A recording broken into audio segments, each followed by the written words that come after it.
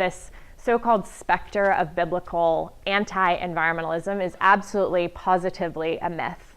So the Bible is chock full of passages that call for, even insist upon, care for creation and stewardship. So this notion that somehow Christianity is kind of an anti-green religion is just patently ridiculous. But I think it gives us resources to wrestle with what does it mean to be human on a planet that's changing because we are changing it. And these are really profound questions of ultimate meaning, I think, that are at stake, and that is absolutely the bread and butter of religion. I thought the talk was really amazing.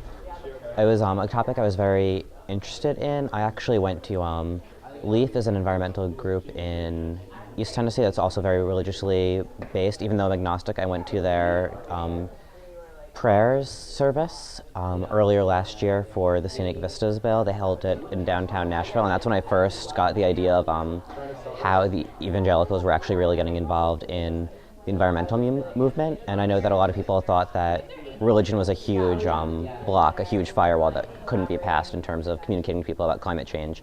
And I think the idea that it could be turned on its head, that religion could be a great way to get people more engaged with climate change and more engaged with environmental activism and making our world better, is an amazing thing for people to hear.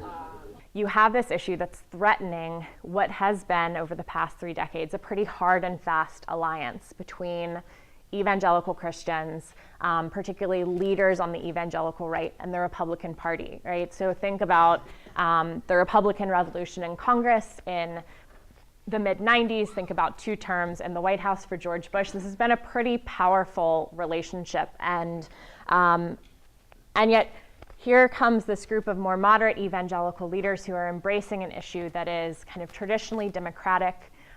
They're open to reaching across the aisle, to pulling this on board to the evangelical agenda. You know, as a geologist, I tend to be an optimist about these kind of social issues, that given enough time, we'll figure out the right answer. It might take us a few hundred years to figure it out, but we'll eventually get there.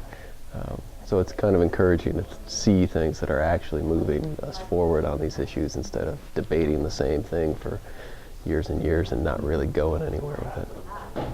I really came to the South and came to Vanderbilt knowing it was going to be more of an uphill battle than the Northeast. I'm from Boston, so it's always been a real interest to me to see where the divergence is in Northeastern, liberal, more agnostic culture and more of the Southern Christian conservative culture, why there's a divide on climate change, when to me, I came to it as a complete moral issue.